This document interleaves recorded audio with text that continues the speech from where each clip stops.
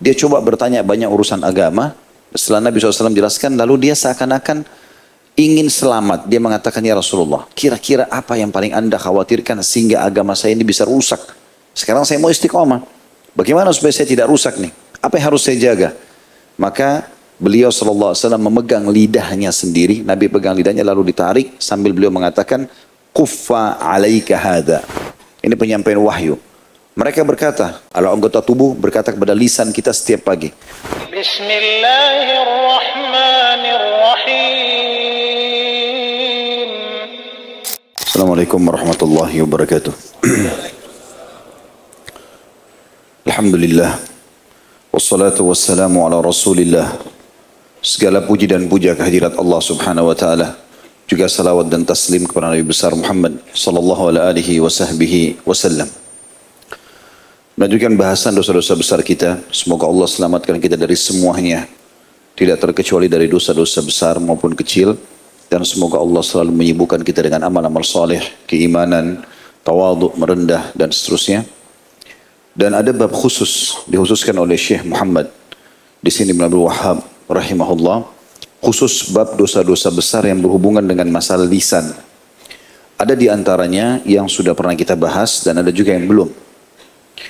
Tentu yang sudah kita bahas, yang pernah disinggung oleh Imam Adz-Dzahabi rahimahullah dalam buku beliau Al-Kabair, tidak kita bahas lagi. Tetapi kita bahas secara umum, ada beberapa dalil-dalil yang perlu diulangi. Dan ada bahasan yang belum terbahas sama sekali, seperti misalnya judul yang kita sebutkan malam ini, banyaknya berbicara pada hal-hal yang tidak bermanfaat. Teman-teman sekalian, Allah subhanahu wa ta'ala memuji hamba-hambanya yang tidak banyak bicara, terutama pada hal-hal yang tidak bermanfaat. Artinya dia berbicara, iya dia tanya kabarnya orang, dia menyebutkan tentang sebuah nasihat, menuntut ilmu, apa saja kira-kira yang bermanfaat, instruksi yang kira-kira dibutuhkan dan bermanfaat, semua itu tidak ada masalah. Tetapi kapan dia duduk untuk ngobrol pada hal-hal yang tidak ada gunanya sama sekali, maka ini masuk dalam kategori yang kena ancaman banyak berbicara pada hal yang tidak bermanfaat. Allah memuji hamba-hambanya yang bisa menjaga lisannya agar dia betul-betul hanya mengucapkan yang baik saja di dalam surah Al-Furqan ayat 63. Bagi yang pegang bukunya tentu ini ada di halaman 42. Dalil pertama diangkat oleh Syekh Muhammad bin Abdul Wahhab rahimahullah, Al-Furqan ayat 63. A'udzu billahi minasyaitonir rajim wa ibadur rahmanil ladzina yamshuna 'alal ardi haunan wa idza khatabahumul jahiluna qalu salama.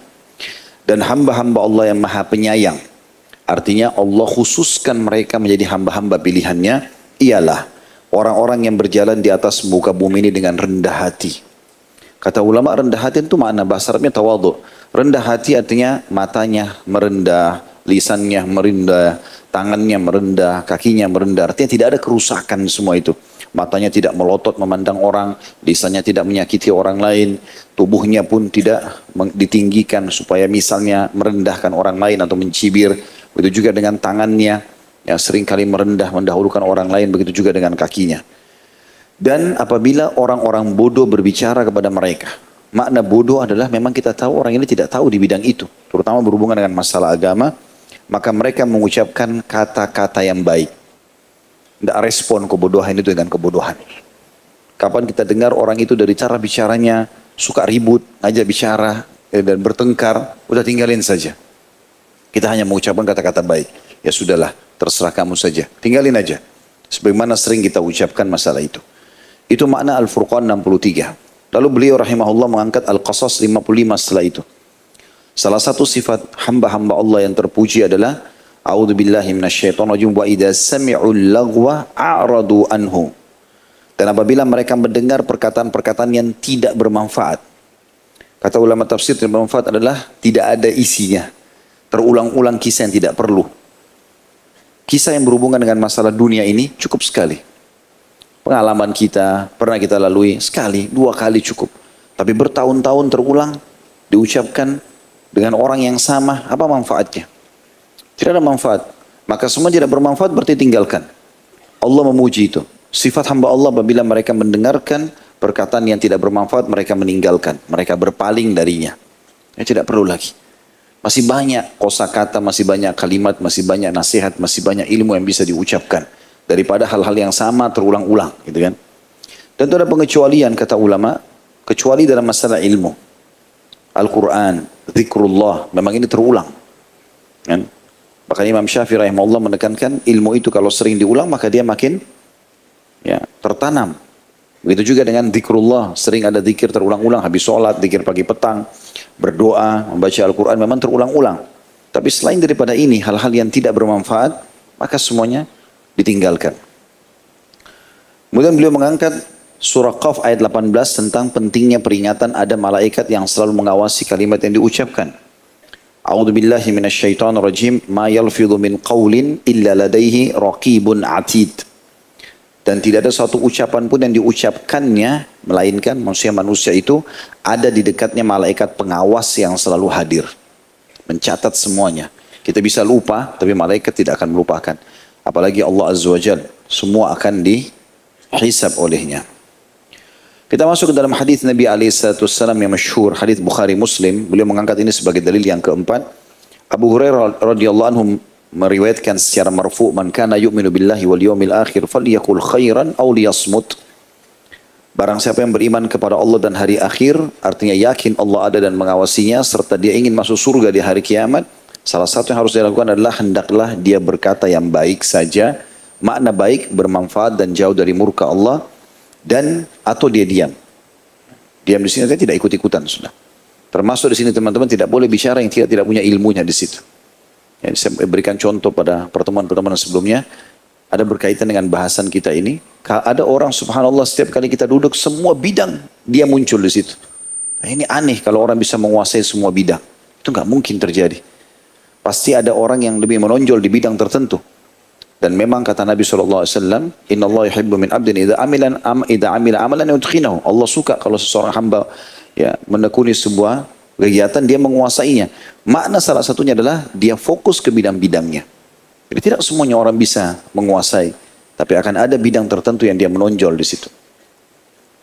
Dan dalam riwayat keduanya juga maksudnya Bukhari Muslim, dalil yang kelima diangkat oleh Syekh Muhammad rahimahullah dari Sahal bin Sa'ad radhiyallahu anhu secara marfu, man yadman li ma baina lahyaihi wa ma baina rijlaihi admanu lahul jannah.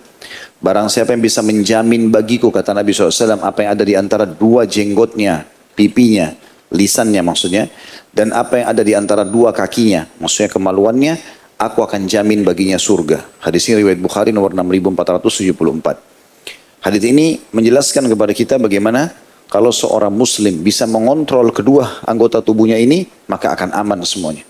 Yang lain akan aman. Karena bermula dari lisan, diakhiri dengan kemaluan. Mayoritas dosa di situ. Mayoritas dosa. Termasuk zina dan yang lainnya, gitu kan. Maka itu akan ada hal-hal yang dimulai dari lisan dan diakhiri dengan kemaluan. Terutama perzinahan tentunya. Tapi umumnya sama itu. Menghina, mencaci maki, segala macam hal. Ini masuk ke dalam masalah itu. Kalau dia tidak berzina, maka dia akan mencaci maki sampai pada kemaluan orang. Karena memang ini yang selalu merusak ya, kehidupan seseorang. Makanya Nabi SAW mengatakan siapa yang bisa menjamin itu, kedua benda ini, lisannya dia gunakan dengan sesuatu yang hal bermanfaat bagi dia. Dia hisap setiap kalimat yang akan keluar. Dan juga kemaluannya tidak akan tersentuh dan terlihat kecuali pada orang yang halal. Maka dia akan dapat jaminan surga. Dalil selanjutnya juga, tentu ini yang keenam dalil yang diangkat oleh Syekh Muhammad. Cukup banyak dalilnya. Dari Sufyan bin Abdullah, dia berkata, aku bertanya wahai Rasulullah. Ini tentu sahabat Nabi radhiyallahu anhu. Sufyan bertanya kepada Nabi SAW, mengatakan, wahai Rasulullah, apa perkara yang paling engkau takutkan padaku?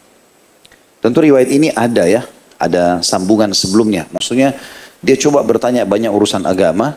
Setelah Nabi SAW jelaskan, lalu dia seakan-akan ingin selamat. Dia mengatakan, ya Rasulullah, kira-kira apa yang paling anda khawatirkan sehingga agama saya ini bisa rusak? Sekarang saya mau istiqomah. Bagaimana supaya saya tidak rusak nih? Apa yang harus saya jaga? Maka beliau SAW memegang lidahnya sendiri. Nabi pegang lidahnya lalu ditarik sambil beliau mengatakan, kuffa alaika hadha. Tahanlah atasmu ini. Riwayat Tirmidzi dengan Hasan Sahih. Artinya, kalau kau gunakan lidahmu, ucapan kalimat, betul-betul kau hanya ucapkan pada hal-hal yang bermanfaat bagimu. Ya, tidak menyakiti orang lain dan bermanfaat bagimu. Dalam riwayat Tirmidzi juga dan disahihkan oleh beliau dari Mu'adz radhiyallahu anhu, beliau pernah berkata, "Ya Rasulullah, apakah kita sungguh dibalas dengan semua yang kita katakan? Semua yang kita ucapkan ini. Kalau tidak baik berarti akan dihukum oleh Allah." Kata Nabi SAW, "Thakulatka ummaka ya Mu'adz, wa hal yakubbun nasa fin nari ala wujuhihim, aw ala manakhirihim illa hasaida alsinatihim." Ibumu kehilangan kau, hai Mu'adz. Maksudnya kalau kau tidak faham ini, seakan-akan kau ya kehilangan, ibumu kehilangan kamu. Kamu harus faham maksudnya ini. Ini biasa orang Arab membahasakan itu ya. Tidakkah yang membanting manusia atau menjerumuskan manusia di neraka pada wajah-wajah mereka atau pada lubang-lubang hidung mereka tidak lain tuaian hasil-hasil lidah mereka? Dan ini hadis yang hasan atau sahih diriwayatkan oleh Tirmidzi nomor 2616. Dan dalil ini juga menguatkan tentang masalah bahayanya lisan. Karena kapan disalahgunakan, dia pasti akan menyebabkan kita masuk ke dalam api neraka ya. Karena kata-kata itu sebagaimana dikatakan oleh para ahli hikmah atau orang-orang yang bijak, kata-kata itu kalau belum diucapkan masih milik kita. Kontrol, jangan dilepaskan. Kita bisa telan, tak diucapkan, selesai. Kita mau jengkel mau enggak, lisan itu dijaga dulu. Kapan sudah diucapkan, baik atau buruknya akan tersebar, bukan milik kita lagi. Sulit untuk kita perbaiki. Pepatah bahasa Arab lain mengatakan, atau dikatakan pada pepatah bahasa Arab, kalau kau titipkan emas pada orang pastikan tidak akan bertambah tapi bisa berkurang. Tapi kalau kau titipkan kata-kata pastikan dia akan bertambah. Sulit untuk kita kontrol. Dan misalnya kita cuma menyampaikan, tuh si fulan buruk tuh misal. Padahal itu salah. Lalu tersebarlah berita, dikembangkan oleh orang-orang buruk dan pendusta. Yang orang ketiga buruk, pendusta dan juga penipu. Makin banyak. Tapi bibitnya dari kita. Masanya dari kita. Maka semua yang tersebar kita panen dosanya. Dan ini berbahaya sekali. Gitu kan? Itu juga dikuatkan dengan hadis Nabi SAW yang beliau mengatakan, siapa di antara kalian yang lihat mimpi hari ini? Biasa Nabi setiap subuh bertanya begitu. Kalau ada sahabat yang cerita, lalu Nabi SAW takwilkan. Sampai suatu hari beliau mengatakan, siapa yang lihat mimpi tadi malam? Maka bukan hari ini ya, tapi malam, tadi malam, karena ini subuh. Maka kata para sahabat, tidak ada ya Rasulullah. Hari ini malam, tadi malam tidak ada yang mimpi. Kata Nabi SAW, tapi aku bermimpi. Aku dibawa keliling oleh dua orang, ya, menemui ada beberapa jenis orang tentunya. Ada di antaranya adalah orang-orang yang kau diperlihatkan yang sedang tidur, dia sedang duduk dan ada orang di sebelahnya berdiri. Lalu kemudian orang yang berdiri itu memegang sebuah besi tajam seperti penusuk daging yang menusuk rahang. Ya, jadi di antara di antara dua gusinya ditusuk rahang kanan dan rahang kiri sehingga membuat hancurlah rahang orang tersebut. Ya. Dan dia kesakitan itu orang itu. Kemudian ya, diutuhkan kembali atau terutuhkan kembali lalu ditusuk lagi. Begitu terus. Lalu aku bertanya kepada dua orang yang sedang mendampingiku. Ini dalam mimpi Nabi SAW. Dan mimpi Nabi pasti wahyu. Semua Nabi-Nabi kalau mimpi pasti wahyu. Ya. Maka beliau mengatakan, apa ini? Kata orang yang mendampingiku, jalanlah. Jalan lagi. Lalu aku diperlihatkan ada orang yang sedang baring, terlentang. Dan di atas kepalanya ada seorang laki-laki berdiri memegang sebuah batu yang besar. Lalu menghantam ke wajah orang tersebut. Kepalanya sampai hancur. Kemudian tergelindinglah batu itu. Tergelindinglah batu itu lalu kemudian dia mengejar batu itu. Begitu dia ambil, dia bawa kembali. Kepalanya atau wajahnya orang itu utuh kembali. Lalu kemudian dihantam lagi. Begitu terus. Lalu aku bertanya, siapa mereka itu? Lalu kemudian dua orang yang mendampingiku mengatakan, bergeraklah, jalanlah. Maka kami pun jalan. Setelah kami jalan sekian lama, kami temukan ada seseorang yang sedang berenang di atas sebuah sungai yang penuh dengan darah. Dan dia menuju ke satu arah di mana di sana ada satu orang yang menunggunya. Lalu memegang batu. Setiap kali dia mendekat, dipukul mulutnya. Sampai robek semuanya, jatuh lagi ke darah itu. Kemudian dia pada saat jatuh di darah, kesakitan, kembali utuh. Dia berenang ke arah yang sama. Begitu terus. Lalu aku bertanya, siapa orang ini? Kata dua orang yang sedang mendampingiku, bergeraklah. Lalu aku datang ke sebuah lubang, lembah. Di mana lembah itu, ya bagian bawahnya agak besar dan bagian atasnya cekung dan kecil. Ya. Dan di tengah-tengahnya ada api, lubang api yang mengeluarkan api yang besar. Dan di dalamnya ada laki-laki dan perempuan telanjang. Lalu kemudian mereka berusaha lari keluar, dikejar oleh api dari lubang yang bawah. Sampai mereka hangus terbakar. Setelah itu api itu masuk ke dalam, lalu mereka gelinding jatuh, diutuhkan lagi kembali, lalu dikejar lagi dengan api, hangus lagi, begitu terus sampai hari kiamat. Begitu terus terjadi. Aku bertanya, siapa orang-orang ini? Kata mereka, jalanlah terus. Jalan terus. Maka aku pun berjalan. Lalu kemudian aku melihat ada satu orang, ada anak-anak. Aku masuk dalam dekat sebuah pohon. Aku datang ke dekat sebuah pohon dan di sana ada anak-anak kecil yang banyak. Lalu kemudian aku melihat ada orang yang sudah berumur, ya, yang sedang membakar atau berada di dekat api. Aku pun bertanya, siapa orang ini? Maka dikatakan, ya berjalanlah. Setelah berjalan, barulah Nabi SAW mengatakan, kalian berdua telah membawaku keliling-keliling. Dan aku ingin mengetahui apa tadi yang terjadi. Maaf, sebelum itu ada lagi tambahan riwayatnya. Saya baru teringat, Nabi SAW mengatakan, aku naik di atas sebuah pohon yang tinggi, dan di sana ada banyak laki-laki dan perempuan juga anak-anak. Lalu aku bertanya, siapa ya, tempat siapa ini? Sangat indah, aku belum pernah lihat rumah sebagus itu. Maka kemudian aku pun dikatakan bergeraklah. Lalu aku naik lagi ke atas yang lebih tinggi dan lebih bagus dari sebelumnya. Aku bertanya, siapa punya tempat ini? Lalu kemudian barulah kedua malaikat itu mengatakan, jalanlah terus. Ya, sampai Nabi SAW mengatakan, kalian telah membawaku keliling-keliling dan aku ingin tahu apa semua yang terjadi. Mulailah kedua orang yang mendampingi Nabi SAW dalam mimpi itu menjelaskan. Kalau orang yang pertama yang kau temukan dan kau lihat tadi, ya, yang dia ditusuk rahangnya sehingga tembus sampai ke tengkuknya, leher bagian belakang, itu adalah orang yang berbohong sampai bohongnya itu menyebar ke mana-mana. Makna bohong di sini adalah penggunaan lisan, karena dia kalau kapan dia sebarkan isu yang tidak benar tanpa dia bertabayun, memastikan, lalu kemudian dia sebarluaskan dan ternyata sudah menyebar. Untuk menariknya kembali sudah susah. Dan akhirnya menyebarlah. Kata Nabi SAW, sampai dikatakan oleh kedua orang yang mendampingiku, sampai memenuhi langit. Dan nyebar kemana-mana. Dan ini di zaman kita sangat mudah sekali. Karena sedikit dileparkan gosip yang tidak benar di WA saja, atau di medsos sudah bisa tersebar kemana-mana. Bahkan bisa menyebar ke luar negeri, lintas luar negeri yang zaman dulu mungkin tidak seperti itu. Maka ini berbahaya sekali. Kalau orang yang kamu lihat berbaring, terlentang, lalu dihantam wajah dan kepalanya sehingga hancur dengan batu adalah orang yang Allah karunia Quran, lalu dia tidur, dia tidak menggunakannya dalam sholat malam atau di malam hari. Ya, kalau Allah karunia kita beberapa ayat Al-Quran atau hafal 30 juz Al-Quran, lalu kita tinggalkan, membiarkannya tidak digunakan dalam sholat-sholat, maka ini termasuk dosa. Karena Allah SWT mudahkan dia untuk menghafalnya. Kalau orang yang kamu lihat berenang di sungai darah, kemudian dia berusaha datang ke pinggir lalu dihantam mulutnya dengan batu, adalah orang yang suka menggunjing dan memfitnah orang, maksudnya menceritakan aib-aib orang. Ini juga berhubungan dengan masalah lisan. Jadi terus disiksa begitu. Kemudian kalau orang yang ada atau laki-laki dan perempuan yang ada di sebuah lembah yang di bawahnya ada lubang lalu ada api yang menyerang mereka adalah para pezina, gitu kan? Mohon maaf, yang tadi yang orang dipukul mulutnya itu bukan orang gibah, orang pemakan riba. Pemakan riba, dihantam mulutnya dengan batu. Kemudian setelah itu orang tua yang kamu lihat di dekat anak-anak kecil itu adalah Ibrahim alaihissalam, ya, kakekmu, kakek Nabi SAW. Kemudian setelah itu rumah yang pertama kamu masuk adalah rumah dan istana kaum muslimin di surga. Sementara yang lebih bagus lagi di atas itu adalah ya, rumah para syuhada.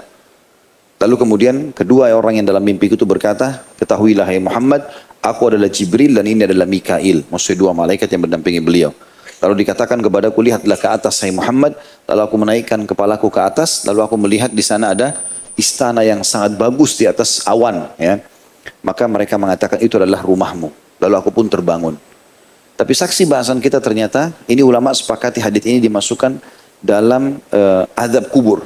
Jadi belum neraka, baru azab kubur. Orang yang melakukan perbuatan-perbuatan salah dengan lisannya ini berbahaya bagi dia karena akan menjadi penyebab siksa kuburnya. Wa na'udzubillah. Selanjutnya, jadi ini sesuai dengan apa yang dijabarkan tadi atau disampaikan Nabi SAW kepada Muadz bin Jabal radhiyallahu anhu, ya, tidakkah yang membandingkan manusia di neraka pada wajah-wajah mereka atau lubang-lubang hidung mereka kecuali tuaian dari kata-kata atau hasil lidah mereka. Dalam riwayat Tirmidzi dari Abu Sa'id al-Khudri, ini dalil selanjutnya. Ini yang ke-8 berarti ya. Riwayat Tirmidzi dari Abu Sa'id radhiyallahu anhu secara marfu, idza asbaha ibnu Adam fa inna a'dha'a kullaha tukaffiru lisan taqul ittaqillaha fina fa innama nahnu bika In istaqamta istaqamna wa in wajajta wajajna. Jika seorang anak Adam masuk di pagi hari, maka sungguhnya semua anggota badannya mengingkari lisan atau mengingatkan lisan. Jadi tangan, kaki, kemaluan, kulit, semuanya ini berbicara dengan lisan. Bagaimana kita nggak tahu? Ini penyampaian wahyu. Mereka berkata, anggota tubuh berkata kepada lisan kita setiap pagi, bertakwalah kepada Allah dalam memelihara hak-hak kami. Sesungguhnya kami hanya dengan kamu atau bergantung dengan kamu, hai lisan. Jika engkau istiqamah, betul apa yang kau ucapkan, kami semua akan ikut. Kami juga istiqamah. Tapi jika kamu bengkok, mulai kamu menggoda, menipu, menggunjing, memfitnah, maka kami pun ikut bengkok. Hadis ini dihasankan oleh Albani dan dirawatkan oleh Tirmidzi nomor 2407. Yang kesembilan dalilnya diangkat adalah dari Abu Hurairah radhiyallahu anhu, bahwasanya juga secara marfu, Innal abda la yatakallamu bil kalimati ma yatabayyanu fiha yazillu biha fin nari ab'ada mimma bainal masyriqi wal maghrib. Seseorang hamba berbicara dengan satu kalimat, diibaratkan dalam hadis ini satu kalimat, bukan satu cerita yang panjang, setengah jam, 1 jam, 2 jam dia bicara, atau berhari-hari atau bahkan bertahun-tahun dia berbicara. Kalau seorang hamba berbicara dengan satu kalimat yang dia tidak memperhatikannya, artinya tidak mau tahu apakah itu salah, tidak salah, dosa atau tidak, maka di mana dia jatuh dengannya ke neraka lebih jauh dari jarak antara timur dan barat. Hadis ini riwayat Bukhari Muslim. Artinya bisa saja seseorang itu berbicara, dia anggap itu hal yang biasa, sepele, tapi ternyata dosa. Ya, termasuk menggunjing orang, memfitnah, segala macam hal. Atau yang kita jadikan bahasan kita adalah berbicara pada hal-hal yang tidak ada gunanya. Semuanya hal-hal yang kosong. Sebagaimana nanti akan ada dalil yang kuat berhubungan dengan masalah itu ya. Yang selanjutnya adalah dalilnya. Yang kesembilan, hadis yang diangkat beliau riwayat Tirmidzi dan disahihkan oleh beliau oleh Tirmidzi dari Bilal bin Al-Harith radhiyallahu anhu secara marfu, inna rajula la yatakallamu bil kalimati min ridwanillahi ma kana yadhunnu an tablugha ma balagat yaktubullahu lahu biha ridwanahu ila yaumi yalqah wa inna rajula yatakallamu bil kalimati min sakhatillahi ta'ala ma kana yadhunnu an tablugha ma balagat yaktubullahu alaihi biha sakhatahu ila yaumi yalqah. Sesungguhnya seseorang berbicara dengan satu kalimat dari keridhaan Allah, di mana dia tidak mengira kalimat itu mencapai apa yang dicapainya. Jadi maksudnya dia mungkin cuma berzikir subhanallah sekali, mungkin cuma sekedar nasihat, satu kalimat, 2 kalimat kepada orang, ternyata itu sudah cukup bermanfaat bagi dia. Kalimat, bisa orang mengucapkan satu kalimat dari keridhaan Allah, di mana dia tidak mengira kalimat itu bisa mencapai apa yang dicapainya. Maksudnya balasannya sangat besar. Kemudian Allah menetapkan keridhaannya baginya. Maksudnya keridhaan Allah. Jadi Allah masukkan dia ke dalam surga dengan kalimat itu. Dan Allah berikan dia rahmat sampai hari bertemu dengannya. Dan Allah berikan semua kebutuhannya. Dan sungguhnya seseorang bisa berbicara dengan satu kalimat dari kemurkaan Allah Ta'ala. Di mana dia tidak mengira kalimat itu mencapai apa yang dicapainya. Menggunjing orang, memfitnah, menganggap remeh. Apalagi sampai mengolok-olok nikmat Allah Subhanahu Wa Ta'ala misalnya. Kemudian Allah menetapkan kemurkaannya atas satu kalimat itu saja sampai hari bertemu dengannya. Ya, hadis ini diriwayatkan oleh Tirmidzi dan disahihkan oleh Albani, tentu di nomor 2319.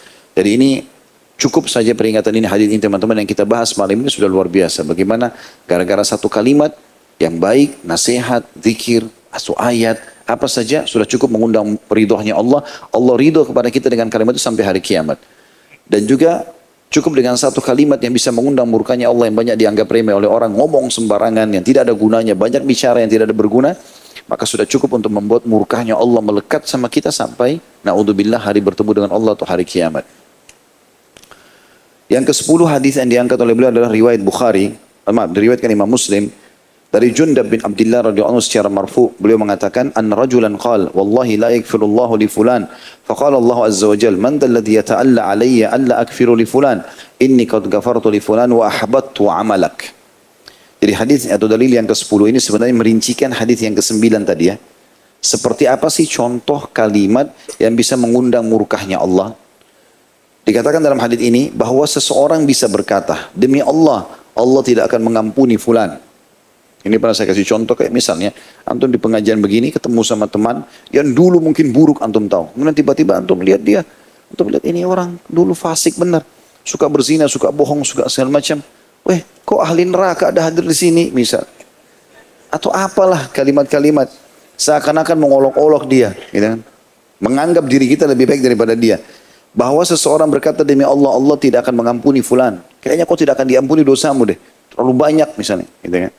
Maka Allah Azza wa Jalla berfirman, siapakah yang bersumpah atas namaku bahwa aku tidak akan mengampuni fulan, sungguh aku telah mengampuni fulan. Maksudnya orang yang sedang diolok-olok itu, dan aku menggugurkan amalanmu. Justru orang yang mengucapkan itu, ya, dia gugurkan seluruh amalnya. Dan ini berbahaya sekali. Dan juga diriwayatkan bahwa yang mengatakan demikian adalah seseorang ahli ibadah. Abu Hurairah berkata, takallama bi kalimatin awbaqat dunyahu wa akhiratahu. Dia mengatakan satu kalimat yang membinasakan dunia dan akhiratnya. Jadi maksudnya di sini hadis tadi yang menjelaskan ini adalah seseorang yang dirinya ahli ibadah. Anggaplah kayak di majelis ilmu, rutin hadir majelis ilmu, hati-hati teman-teman. Makin bertambah ilmu kita harus makin merendah, bukan makin menganggap remeh orang lain, bukan makin merasa diri kita lebih dari orang lain. Tidak bisa. Walaupun di depan mata kita itu orang fasik, tiap malam berzina, minum khamr, atau bahkan orang kafir sekaligus. Ya. Kalau mereka selama belum meninggal kita nggak boleh main vonis sembarangan. Apalagi vonis neraka. Gitu kan. Allah tidak akan ampuni. Itu bukan di tangan kita. Bukan urusan kita itu.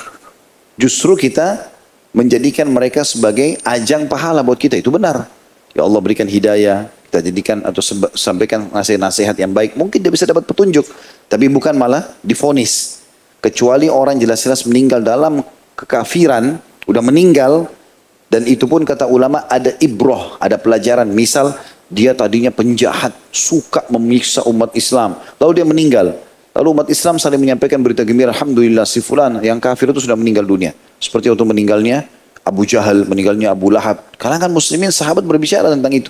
Telah meninggal Fir'aunnya umat ini. Gitu ya. Karena ada ibroh pelajaran. Tapi kalau tetangga antum orang kafir, gak ada hubungannya, tidak pernah buat masalah. Oh si kafir mati, masuk neraka. Tidak ada gunanya. Apa gunanya buat kita? Gitu kan? Tidak ada manfaatnya. Sesuatu yang bermanfaat ya, ada ibrah. Walaupun kita tahu secara teori dia masuk neraka.